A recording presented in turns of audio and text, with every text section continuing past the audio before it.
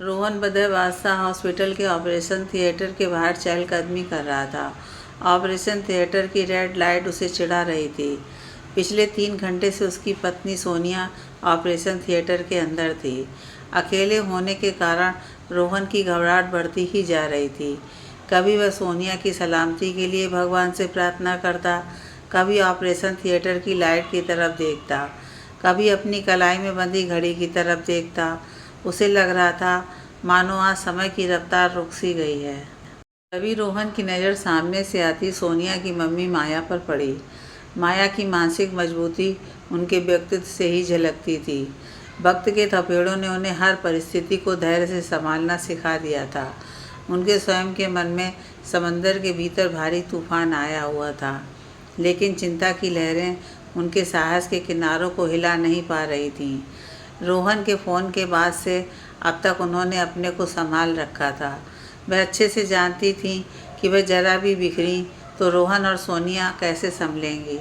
उधर रोहन ने अब तक अपने आंसुओं को किसी तरह से काबू में कर रखा था, लेकिन माया पर नज़र पड़ते ही रोहन के सब्र का बांध टूट गया और वह बिलख बिलख कर रो पड़ा। रोहन बेटा, फिक्र मत करो, सब ठीक हो जाएगा। माया रोहन को दिलासा देने लगीं। माया की इकलौती बेटी सोनिया जीवन और मृत्यु के मध्य झूल रही थी। सोनिया जब कॉलेज में थी तब एक खूबसूरत जवान लड़का निर्भय उसके पीछे पागल हो गया था। खूबसूरती के लिबास में लिपटी सोनिया हर पल उसकी आंखों में समाई रहती। उसे देखते ही निर्भय के दिल की धड़कनें 100 गुना बढ़ जाती थीं। दिन में ख्यालों में और रात में सपनों में वह केवल और केवल सोनिया को ही देखा करता। सोनिया के प्यार के कारण ना तो उसका मन पढ़ाई में लगता और ना ही किसी और काम में। सोनिया निर्भय को बिल्कुल भी पसंद नहीं करती थी, क्योंकि बार बार निर्भय का उसे ताकते रहना उसे अच्छा नहीं लगता था। वह कभी उसकी तरफ देखती तक नहीं थी, पर निर्भय की आंखें उसे देखते न थकतीं। एक ही साथ एक ही कॉलेज में पढ़ते हुए 3 वर्ष बीत गए। निर्भय अपने मन की बात अब तक उससे कह ना पाया। अब कॉलेज का आखिरी वर्ष था, केवल चंद हफ्ते ही बाकी रह गए थे। निर्भय ने सोचा, अभी नहीं तो फिर कब कहेगा वह उससे अपने मन की बात, कब करेगा अपने प्यार का इजहार। एक बार बोल कर तो देख, वह ज़रूर मान जाएगी। वह कोई बच्ची तो नहीं जो पिछले 3 सालों से उसके बेइंतहा प्यार को समझ ना पाई हो। आखिरकार निर्भय ने अपना पक्का मन बना लिया कि वह आज तो अपना दिल हनुमान की तरह सोनिया के सामने खोलकर रख देगा, फाड़ कर दिखा देगा अपना सीना कि उसके दिल में केवल एक ही मूरत बसती है और वह सिर्फ सोनिया की ही है।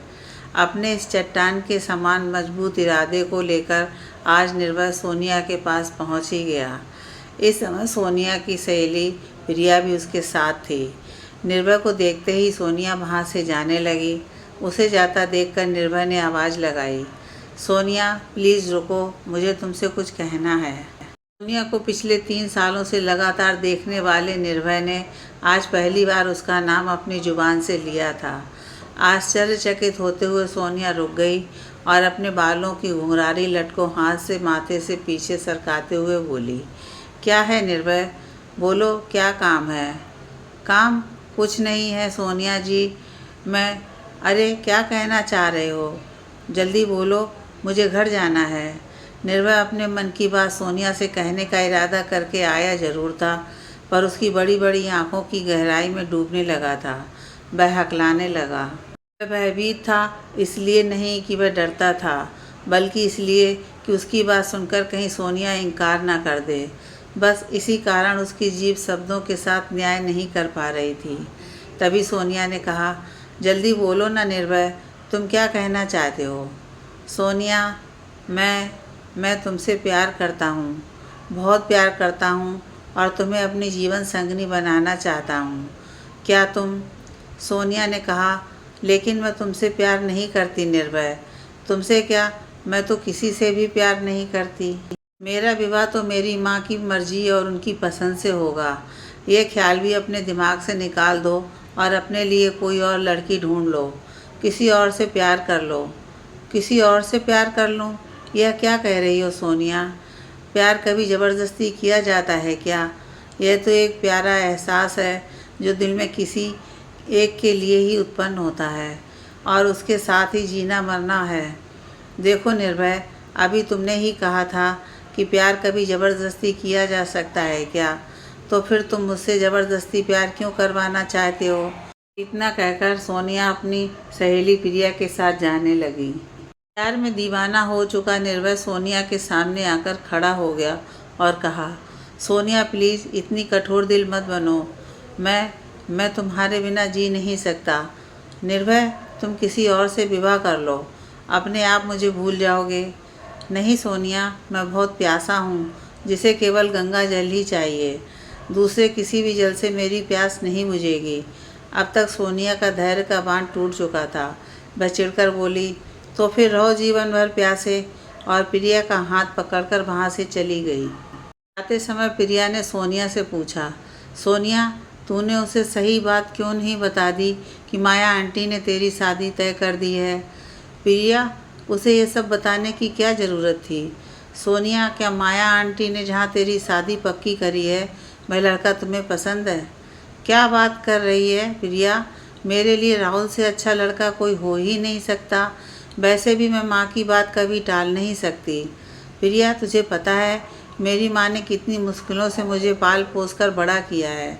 यदि आज मैं माँ को कोई खुशी दे सकती हूँ तो वह मौका मैं कभी नहीं छोड़ूंगी। प्रिया से आगे कहती है, बचपन में माँ के माता पिता की अकाल मृत्यु के बाद जैसे तैसे उन्होंने अपने आप को संभाला था। उसके बाद खुद ही मेहनत करके अपने पैरों पर खड़ी हुई थी। इस लंबी काली अमावस के बाद उनके भाग्य ने करवट बदली और जीवन साथी के रूप में उन्हें मेरे पापा आलोक मिल गए। उन्होंने माँ की काली अमावस की रातों को पूनम में बदल दिया, लेकिन भाग्य ने एक बार फिर उन्हें धोखा दे दिया। मेरे पापा भी उन्हें अकेली छोड़कर दूसरी दुनिया में चले गए। जिस समय पापा की मृत्यु हुई, माँ प्रेग्नेंट थी। सचमुच सोनिया आंटी ने बहुत संघर्ष किया है, कितने दुखों का सामना किया है, फिर भी उन्हें देखकर कभी ऐसा महसूस ही नहीं होता। आंटी बहुत ही हिम्मत वाली हैं। प्रिया, मेरी माँ के दुख के समय में रोहन की माँ ने हमेशा उनका साथ दिया था। वह दोनों बचपन की सहेली थीं, इसलिए उनके घर हमारा आना जाना था। माँ की शुरू से इच्छा थी कि मेरी शादी रोहन से हो, इसलिए शायद मेरा मन अपने आप ही रोहन को चाहने लगा था। सोनिया का इनकार सुनकर निर्भय की आंखों से मानो आंसू के रूप में अंगारे बरस रहे थे। वह अपने आप को संभाल नहीं पाया, इतना तनाव सहन नहीं कर पाया। उसका ब्लड प्रेशर अचानक बढ़ गया और वह चक्कर खाकर वहीं गिर गया। इतने में कॉलेज के कुछ लड़के और निर्भय का दोस्त कुणाल वहां आ गए और उसे तुरंत ही अस्पताल लेकर गए। डॉक्टर ने उसे देखकर कहा, तुम लोग इसे सही समय पर ले आए। यदि 10-15 मिनट की भी देर कर देते तो हालात गंभीर हो सकते थे। लेकिन डॉक्टर, इसे अचानक हुआ क्या? सुबह तो बिल्कुल ठीक लग रहा था। उसे कोई बहुत ही बड़ा मानसिक आघात लगा है, जिसे उसका दिल और शरीर सहन नहीं कर पाया। लेकिन डॉक्टर, इसे अचानक हुआ क्या? सुबह तो बिल्कुल ठीक लग रहा था। उसे कोई बहुत बड़ा मानसिक आघात लगा है, जिसे उसका दिल और शरीर सहन नहीं कर पाया, इसलिए उसका ब्लड प्रेशर बहुत ज़्यादा बढ़ गया था। लेकिन अब वह बिल्कुल ठीक है। क्या हम उसे मिल सकते हैं डॉक्टर? कुणाल ने पूछा। हाँ हाँ, बिल्कुल मिल सकते हो। उसके घर से कोई? नहीं डॉक्टर, उसकी माँ अक्सर बीमार रहती है। उन्हें ना ही बताया जाए तो अच्छा है। बड़ी बहन का विवाह हो चुका है और उसके पिताजी। कुणाल चुप हो गया इतना कहकर। पिताजी? क्या कह रहे थे तुम? अपना वाक्य पूरा करो। वह इनके साथ नहीं रहते। अच्छा ठीक है, तुम इसे अब घर ले जा सकते हो। कुणाल अपने दोस्त निर्भय को घर लेकर आ गया। कुणाल रास्ते पर उसे समझाते हुए लाया, क्योंकि वह तो निर्भय और उसके दिल में चल रहे एक तरफा प्यार के बारे में सब कुछ जानता था। वह यह भी जान गया था कि आज निर्भय के प्यार की कश्ती इनकार के तूफान के बीच गिर गई है और अब साहिल तक उसका पहुंचना मुश्किल है। कुणाल ने कहा, देख मेरे भाई, प्यार हम ज़बरदस्ती तो करवा नहीं सकते। उसने मना कर दिया ना। बोलना, इसलिए ये सब हुआ है ना। तू आंटी के बारे में सोच। तुझे कुछ हो जाता तो उनका क्या होता निर्भय। अब तू उसे भूलने की कोशिश कर। कुणाल, वह सीधे प्यार से भी तो मना कर सकती थी ना। लेकिन उसने कहा, क्या कहा था उसने? उसने कहा था, तो फिर रहो जीवन भर प्यासे। अरे तो कहने देना निर्भय, हम कुछ नहीं कर सकते। देख, 2-4 हफ्ते में कॉलेज खत्म, फिर वह कहाँ और तू कहाँ। धीरे धीरे तू खुद ही उसे भूल जाएगा। अभी रोज़ रोज़ दिखती है, इसलिए तू खुद पर नियंत्रण नहीं रख पाता। मैं समझ सकता हूँ। कुणाल, तू ये क्या कह रहा है? सोनिया मेरे लिए कोई खिलौना नहीं है जो आज खेला और कल दूसरा दिखा तो उसे भूल जाए। वह तो मेरे लिए सीप का वह मोती है जिसके साथ पूरी उम्र में उसकी सैल में कैद होने के लिए भी तैयार हूँ। वह मेरे हृदय में आती जाती मेरी सांस है। यदि वह नहीं आई तो मैं नहीं। तू चुप हो जा निर्भय, तू बिल्कुल पागल हो चुका है। तुझे उसे भूलना ही होगा। चल अब मैं जाता हूँ, कल आऊँगा। तू अपना ख्याल रखना। इतने में निर्भय की माँ सरस्वती वहाँ आ गईं और उन्होंने पूछा, क्या हुआ निर्भय? लेकिन निर्भय ने कोई जवाब नहीं दिया। तब उन्होंने कुणाल की तरफ देखते हुए पूछा, क्या हुआ कुणाल? तुम दोनों परेशान से लग रहे हो। नहीं नहीं आंटी, कुछ भी नहीं। वह बस परीक्षा के बारे में बात कर रहे थे। अच्छा अच्छा, ठीक है। चलो आंटी, मैं जाता हूँ। ठीक है कुणाल। यह कहकर कुणाल निर्भय को समझाकर वहाँ से निकल जाता है। सोनिया के इनकार करने के बाद उसके अगले दिन से निर्भय ने कॉलेज जाना बंद कर दिया था। 1 महीने बाद वह सीधे परीक्षा देने के लिए ही गया। कॉलेज पहुँचते ही उसने सामने से आती सोनिया को देखकर अपनी आंखों को मसला। फिर देखा, फिर मसला, फिर देखा, पर वह जो देख रहा था वह आंखों का धोखा नहीं, सच्चाई थी। निर्भय यह सच्चाई देखकर टूट गया। उसकी आने जाने वाली सांसें जिसमें वह सोनिया को महसूस करता था, उन सांसों में से सोनिया उसे बाहर कहीं दूर जाती हुई दिखाई दे रही थी। सोनिया का विवाह हो चुका था।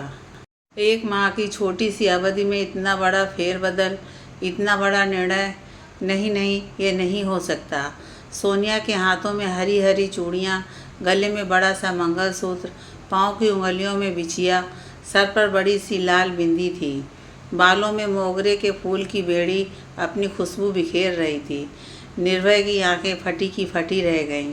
वह ऊपर से नीचे तक उसे तथा उसके श्रृंगार को तक रहा था। उसे इस समय सोनिया का यह रूप देखकर उससे नफरत हो रही थी। उसके इस सुहागन के रूप में निर्भय को अपनी हार दिखाई दे रही थी। बार बार उसके मन में एक ही प्रश्न आ रहा था, आखिर क्यों सोनिया ने उसका प्यार ठुकरा दिया, उसके बेमिसाल प्यार को तड़पने के लिए छोड़ दिया। निर्भय को फिर से चक्कर आने लगे। तनाव के कारण ब्लड प्रेशर बढ़ने लगा और वह गिर गया।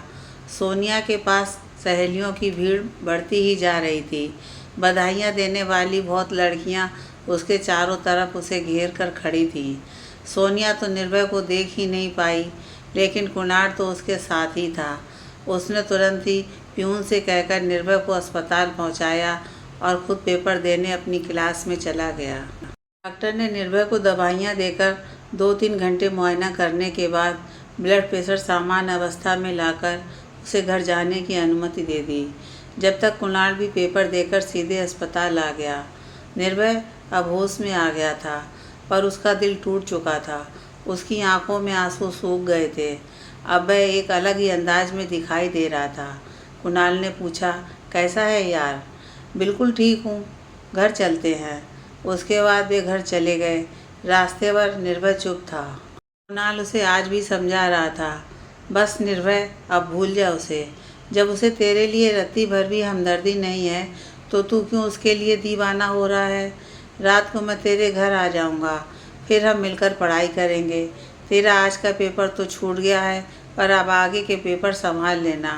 काश तू खुद पर नियंत्रण रख पाता, पर तू तो उसे देखते से बादल के समान फटकर गिर ही पड़ा। अब निर्भय बिल्कुल पहले जैसा नहीं रहा था। जहाँ वह दिन के पूरे 24 घंटे प्यार के एहसास के साथ जीता था, वहीं अब 24 घंटे उदासी, दुख और अपमान की आग में जलने लगा। उसका मन बार बार यही सोचता कि क्या कमी थी उसके प्यार में और क्या कमी थी उसमें। क्यों इतनी बेरुखी से सोनिया ने उसके प्यार का अपमान किया। अब वह उसके प्यार के बिना जी नहीं पाएगा। वह उसके तन को पा ना सका तो क्या हुआ, लेकिन उसकी छवि को हमेशा अपने दिल में बसा कर रखेगा। जीवन की अंतिम सांस तक सोनिया उसके ख्यालों से कैसे दूर जाएगी, वह उसे कभी जाने ही नहीं देगा। वह अपने आप को साबित करके दिखाएगा और अपने प्यार को हमेशा ज़िंदा रखेगा, उससे मिले बिना, उसे देखे बिना और उसे पाए बिना।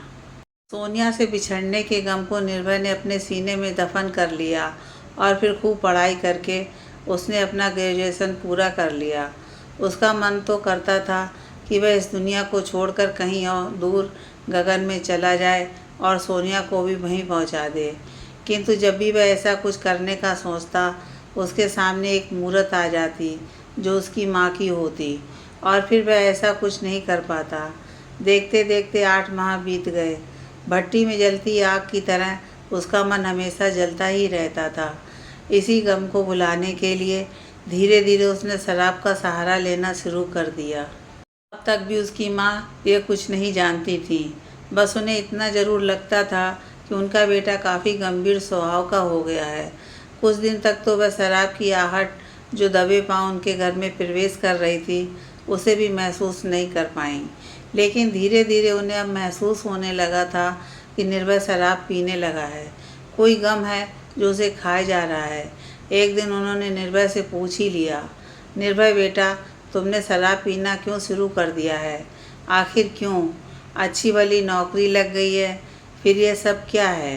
मैं सोचती थी कि मेरा बेटा गंभीर हो गया है, लेकिन मैं भोली यह ना जान पाई कि तू तो किसी बहुत बड़े दुख का शिकार हो गया है, जिसने तेरी सारी हंसी खुशी तुझसे छीन ली है। बोल बेटा, क्या बात है? मैं तुझे खुश देखना चाहती हूँ। कौन है वह? मैं जाकर बात करूँ क्या? क्या उसने तुझे मना कर दिया है? मुझे बता, तुझे मेरी कसम। माँ मत डालो कसम, मैं उसे पूरा ना कर पाऊँगा, कहते हुए निर्भय कमरे से बाहर चला गया। निर्भय की माँ बेचैन हो रही थी। उन्होंने कुणाल को फ़ोन करके बुलाया। कुणाल आया और उससे पूछा, क्या बात है आंटी? कुणाल, सच सच बताना, पिछले 8-9 महीने से मैं देख रही हूँ निर्भय को, वह बिल्कुल बदल गया है। क्या बात है? तू तो उसका जिगरी दोस्त है, तुझे तो सब मालूम ही होगा। मुझे बता कुणाल, शायद मैं ही उसके लिए कुछ अच्छा रास्ता निकाल पाऊँ। आंटी, उसने मुझे मना किया था, फिर भी मुझे आपको सब कुछ सच सच बता देना चाहिए।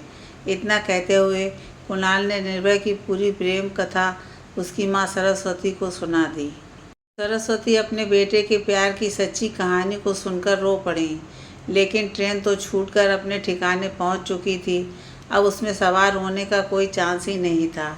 उसने कुणाल से कहा, बेटा, काश तुम लोगों ने मुझे पहले सब कुछ बता दिया होता तो मैं कुछ कर पाती। खैर, अब इस लंबी काली अमावस की रात को पूनम बनाने के लिए मुझे निर्भय के लिए कोई चांद ढूंढ कर लाना होगा। हाँ आंटी, आप बिल्कुल सही सोच रही हैं। एक यही रास्ता है जो उसके दुख को कम कर सकता है। एक जीवन संगनी ही अब निर्भय को संभाल सकती है। सरस्वती ने लड़की ढूंढने का पक्का मन बना लिया। उन्होंने अपनी बेटी श्रद्धा को फ़ोन किया और रोहन के प्यार की दर्द भरी पूरी कहानी सुना दी। ये सब बताते समय उनकी आंखों से बार बार आंसू बह रहे थे। अपने भाई के बारे में यह सब सुनकर श्रद्धा भी बहुत दुखी हो गई। सरस्वती ने कहा, श्रद्धा, अब हमें जल्दी से जल्दी लड़की ढूंढकर निर्भय की शादी कर देनी चाहिए। अरे माँ, मैं आज आपको फ़ोन करने ही वाली थी। निर्भय के लिए मैंने एक लड़की देखी है, बहुत अच्छा परिवार है और लड़की बहुत ही सुंदर है। माँ, आप बिल्कुल चिंता मत करो, मैं आज ही आ रही हूँ। अभी कुछ ही घंटों में पहुँच जाऊँगी। उस लड़की की तस्वीर भी ले आऊँगी। चलो माँ, रखती हूँ, आने की तैयारी भी तो करनी है। शाम तक श्रद्धा घर पहुँच गई। उसे देखकर सरस्वती ने एक गहरी सांस ली और उसे गले से लगा लिया। शाम को निर्भय जब घर आया तो श्रद्धा को देखकर उसने कहा, अरे जीजी, तुम अचानक ही आना पड़ा निर्भय। मैं तेरे लिए कुछ लाई हूँ। क्या लाई हो जीजी? कहते हुए निर्भय आकर श्रद्धा के गले से लग गया। ये देख निर्भय, ये तस्वीर कैसी है? किसकी तस्वीर जीजी? अरे पागल, यदि तुझे पसंद हो तो मैं इसे अपनी भाभी बना सकती हूँ। मुझे कोई तस्वीर नहीं देखनी, कहते हुए निर्भय अपने कमरे में चला गया। सुबह जब निर्भय उठा तो आज वही दिन था जिस दिन 3 साल के लंबे इंतज़ार के बाद उसने सोनिया के सामने अपने प्यार का इजहार करते हुए उसके सामने विवाह का प्रस्ताव रखा था। आज पूरा 1 वर्ष बीत गया था और निर्भय बहुत ही ज़्यादा परेशान था। उसे बार बार वह दिन याद आ रहा था। वह इतना परेशान था कि उसने आज सुबह से कुछ ज़्यादा ही शराब पी ली थी और नशे की हालत में बाइक उठाकर घर से बाहर निकल गया। आज पहली बार निर्भय उस रास्ते पर निकल गया जिस रास्ते पर सोनिया की ससुराल थी। इतने दिनों में वह कभी उस तरफ नहीं गया था, पर आज उसका मानसिक संतुलन बहुत ही बुरी तरह से बिगड़ गया था। निर्भय आज बेचैनी में सोनिया की एक झलक पाने के लिए बार बार सोनिया के घर के सामने चक्कर लगा रहा था। वह सोच रहा था आज तो सोनिया को देख कर ही रहूँगा। आज उसकी यही मंशा थी। भाग्य ने आज उसका साथ भी दे दिया। सोनिया अपने पति रोहन के साथ दूर से आती हुई निर्भय को दिखाई दे रही थी। निर्भय की धड़कनें समंदर की लहरों की तरह उछल रही थीं। सोनिया और राहुल शायद टहलने निकले हुए थे और हाथ में हाथ डाले एक दूसरे की तरफ देखकर बातें करते हुए दुनिया की सुध-बुध भूलकर अपनी मस्ती में चले आ रहे थे। रोहन और सोनिया के जीवन में हर तरह की खुशी थी। निर्भय ने सोनिया का हाथ रोहन के हाथों में देखा तो उसकी आंखें वहीं पर अटक गईं और वह सोचने लगा कि हाथ तो उसके हाथों में होना चाहिए था। शराब के नशे में निर्भय की आंखें कहीं और तथा दिमाग कहीं और था। उसने अपनी कलाई और उंगलियों में एक्सीलेटर को घुमा दिया। बाइक का संतुलन बिगड़ गया और निर्भय की बाइक सीधे जाकर सोनिया के पेट से जा टकराई। जोर की टक्कर लगते ही सोनिया गिर पड़ी और गिरते ही वह बेहोश हो गई। रोहन घबरा गया। उसने तुरंत सोनिया को उठाने की कोशिश की, लेकिन उससे पहले उसने निर्भय की ओर देखा जो कि बाइक के साथ घिसटता हुआ अब भी रास्ते पर जा रहा था और कुछ ही देर में एक जोर की आवाज़ आई जो उसकी बाइक के गिरने की थी। रोहन सोच रहा था क्या करूं, एम्बुलेंस को फ़ोन करके बुलाऊं या उस इंसान की बाइक का नंबर देखें। कई सवाल उसके मस्तिष्क में घूम गए, पर सही समय पर लिया गया सही निर्णय यही था कि वह अपनी पत्नी को जल्दी से जल्दी अस्पताल पहुंचा दे। कुछ लोग भी अब एकत्रित हो चुके थे, कुछ सोनिया के पास तो कुछ निर्भय के पास। निर्भय भी बेहोशी की हालत में था। कुछ लोगों ने उसे भी अस्पताल पहुंचा दिया। कुणाल को घटना की खबर मिलते ही उसने सरस्वती जी को फ़ोन करके बताया और उन्हें लेकर वह अस्पताल पहुंच गया। निर्भय के एक पाँव की हड्डी टूट चुकी थी और सोनिया ऑपरेशन थिएटर में अपने पेट में जन्म ले चुके बच्चे के साथ जीवन और मौत के बीच संघर्ष कर रही थी। अब तक सोनिया की मां माया को भी इस दुर्घटना की खबर मिल चुकी थी और वह अस्पताल की सीढ़ियां चढ़ते हुए तेज़ी से ऊपर आ रही थीं। रोहन ऑपरेशन थिएटर के बाहर खड़ा इंतज़ार कर रहा था। वह कभी अपनी कलाई में बंधी घड़ी को देखता जो बता रही थी कि समय कितना महत्वपूर्ण है, कभी उस लाल बल्ब की ओर देखता जो बता रहा था कि अभी और समय बाकी है, मेरी ड्यूटी अभी खत्म नहीं हुई है। इसी बीच माया पर नज़र पड़ते ही रोहन की बेसब्री, उसकी चिंता का बांध फट पड़ा और उसकी आंखों से तूफान बनकर बह निकला। वह दौड़कर माया के पास पहुंच गया और बोला, मम्मी जी देखो ना, ये क्या हो गया, हमारी सोनिया। डरो नहीं रोहन, हिम्मत से काम लो, भगवान चाहेंगे तो सब अच्छा ही होगा। लेकिन मम्मी जी हमारा बच्चा। बच्चा, ये क्या कह रहे हो रोहन तुम? हाँ मम्मी जी, कल शाम ही डॉक्टर ने हमें यह खुशखबरी दी थी। सोनिया कह रही थी कि शाम को मम्मी के पास जाकर उन्हें बताएंगे, फ़ोन पर नहीं। वह कह रही थी कि वह आपकी खुशी अपनी आंखों से प्रत्यक्ष देखना चाहती है। हालात के गंभीर थपेड़ों को अपने जीवन में अनुभव कर चुकी माया ने इतना सुनकर भी खुद की भावनाओं और दर्द पर नियंत्रण करते हुए कहा, रोहन हमने कभी किसी का कुछ नहीं बिगाड़ा है, भगवान हमारे साथ कुछ भी गलत नहीं करेंगे। उधर डॉक्टर सोनिया के ऑपरेशन में लगे हुए थे।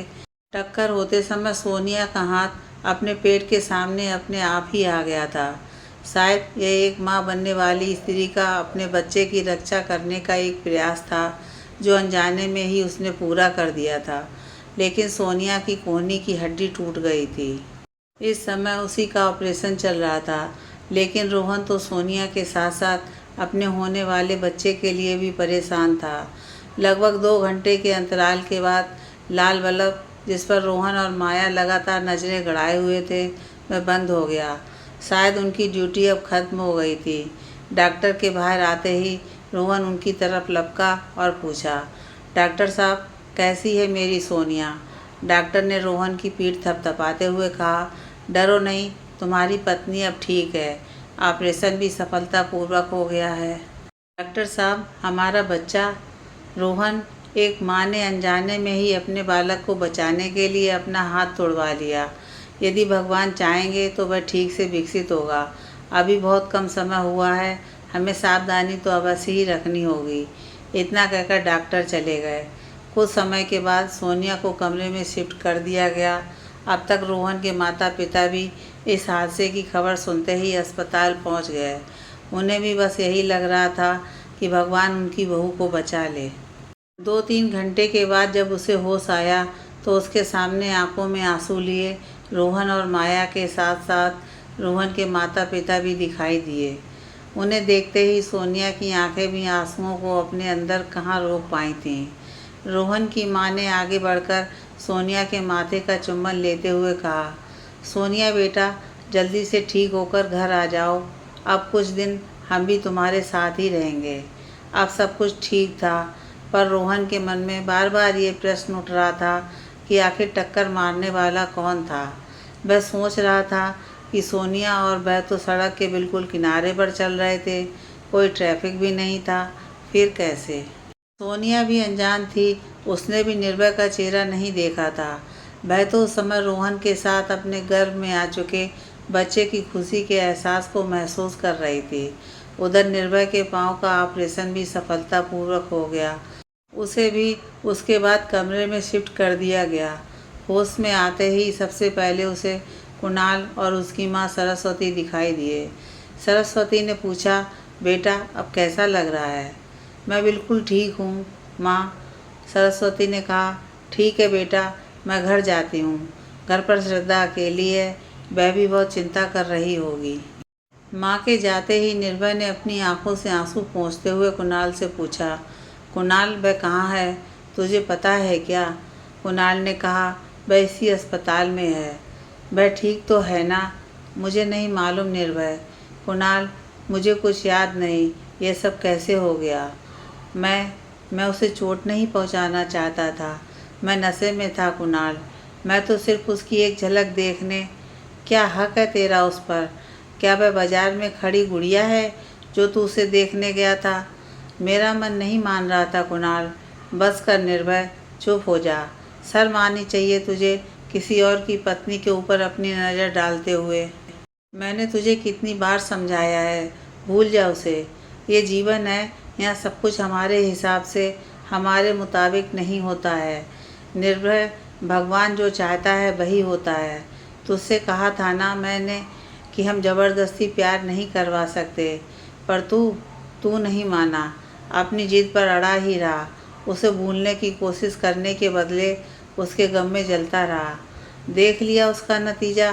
इसलिए तूने हद से ज़्यादा शराब पी थी ना कि आज उसके इनकार करने को 1 वर्ष पूरा हो गया है। आखिरकार आज तूने अपनी हार का, उसके अपमान का और उसके इनकार का बदला ले ही लिया। प्यार करने वाले ऐसे नहीं होते निर्भय। इसे प्यार नहीं, नफरत कहते हैं। प्यार करने वाले अपने प्रेमी को कभी दर्द नहीं देते। पड़ गई तेरे कलेजे में ठंडक अपना पाँव तुड़वाकर और उसका हाथ। पता नहीं उसका क्या। लोग बात कर रहे थे कि शायद वह माँ बनने वाली है, और अब पता नहीं उस टक्कर के बाद उसका बच्चा बचेगा या नहीं। ये क्या कह रहा है यार कुणाल? जो सुना है वही कह रहा हूँ। ये तो अभी तक उन्होंने शिकायत दर्ज नहीं करवाई है, वरना तू तो अंदर जाएगा ड्रिंक एंड ड्राइव के केस में। कुणाल, मैंने टक्कर जानबूझकर नहीं मारी। मैं सच कह रहा हूँ, मेरा विश्वास कर। सोनिया की कसम। सोनिया की कसम? ये देख, अभी भी तेरी जुबान पर वही नाम आया। निर्भय, वह किसी की पत्नी है यार, पर तू पागल है, तू नहीं समझेगा। पाँव पर प्लास्टर चढ़ाए निर्भय पलंग पर बैठे हुए कुणाल की कड़वी लेकिन सच्ची बातें चुपचाप आंसू बहाते हुए सुन रहा था। उधर डॉक्टर के समझाने के बाद भी सोनिया और रोहन अभी घबराए हुए थे कि कहीं बच्चे को कुछ हो तो नहीं गया होगा। बस यही ख्याल उनके मन में बार बार आ रहा था। सोनिया ने रोहन से पूछा, रोहन कौन है वह जिसने हमें टक्कर मारी? हम तो किनारे पर थे। हाँ सोनिया, मैं नशे में था। वह भी बाइक के साथ घिसटता हुआ दूर जाकर गिरा था, उठ नहीं पाया था। शायद उसे भी ज़्यादा चोट आई होगी। मैं तो तुम्हें अस्पताल लाने की जल्दी में उसे देख ही नहीं पाया, ना ही उसकी गाड़ी का नंबर ही ले पाया। यदि अपने बच्चे को कुछ हो गया तो मैं उस इंसान को कभी माफ़ नहीं करूँगी। उधर निर्भय ने कुणाल से कहा, चल कुणाल, मुझे व्हीलचेयर पर बिठाकर उसके पास ले चल। जब तक मैं उससे माफ़ी नहीं मांग लूँगा मैं चैन से जी नहीं सकूँगा। तुझे क्या लगता है वह तुझे माफ़ कर देगी? कोशिश तो करने दे यार, फिर वह जो सज़ा मुझे देना चाहेगी मैं स्वीकार कर लूँगा। कुणाल अपने दोस्त की बात मानकर आखिर उसे व्हीलचेयर पर बिठाकर सोनिया के कमरे में ले ही गया। निर्भय को देखते ही सोनिया चमक गई और उसके मुंह से निकला, निर्भय तुम यहाँ? कैसे और क्यों? और ये क्या हो गया तुम्हारे पाँव को? निर्भय हैरान था क्योंकि सोनिया एकदम सामान्य तरीके से शालीनता से उससे बात कर रही थी, मानो उसे कॉलेज की वह बात याद ही ना हो या फिर वह बात उसके लिए ज़्यादा महत्व ही ना रखती हो। अरे निर्भय, क्या सोच रहे हो? आओ कुणाल, ये देखो, ये मेरे हस्बैंड रोहन शर्मा हैं। और रोहन, ये दोनों मेरे क्लासमेट्स हैं। कुणाल, क्या हुआ है निर्भय को? कुणाल कुछ बोले उससे पहले निर्भय ने कहा, सोनिया मुझे माफ़ कर दो। माफ़ कर दूं? लेकिन क्यों? तुमने किया क्या है? अच्छा, कॉलेज की वह आई लव यू वाली बात के लिए माफ़ी मांग रहे हो? अरे छोड़ो निर्भय, वह उम्र ही ऐसी होती है, आकर्षण और कभी कभी प्यार, यह सब हो जाता है। पर हमें परिपक्व होने पर जीवन के अनुभव धीरे धीरे सब सिखा ही देते हैं। तुम कहाँ वहीं अटके हो? मैं तो दूसरे दिन ही वह सब भूल गई थी। तुम्हें कुछ गलत कह दिया था, तुमसे माफ़ी भी मांगना चाहती थी और तुम्हें यह भी बताना चाहती थी कि मेरी माँ तो मेरा रिश्ता तय कर चुकी हैं, पर तुम मुझे मिले ही नहीं। निर्भय की आंखें अपने अंदर के सैलाब को मुश्किल से थामे हुए थीं। उसने कहा, सोनिया मुझे माफ़ कर दो। कहते हुए वह फपक फपक कर रो पड़ा। उसने रोते हुए कहा, सोनिया, कल जो एक्सीडेंट हुआ था उसका गुनहगार मैं ही हूँ। मतलब क्या है तुम्हारा निर्भय? वह टक्कर तुमने? हाँ हाँ सोनिया, मैंने, लेकिन गलती से सोनिया, मैं नशे में था। आज मैं तुमसे झूठ नहीं बोलूँगा, मैं अब भी तुम्हें भूल नहीं पाया।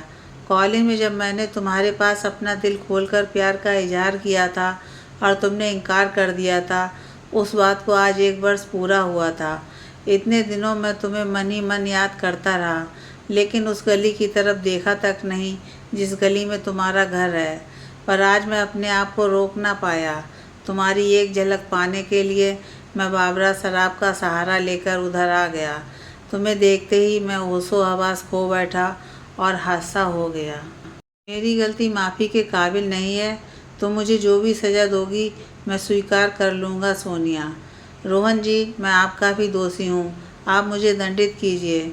आज यदि आप दोनों मुझे माफ़ कर देंगे तो मैं यहाँ से जाने के बाद अपनी नई ज़िंदगी की शुरुआत करूँगा, अपने भूतकाल को भूलकर, वरना अब बाकी का जीवन इसी अपराध बोध के तले गुजार दूँगा कि मैंने ये बहुत बड़ा गुनाह किया है और मैं केवल एक गुनहगार हूँ।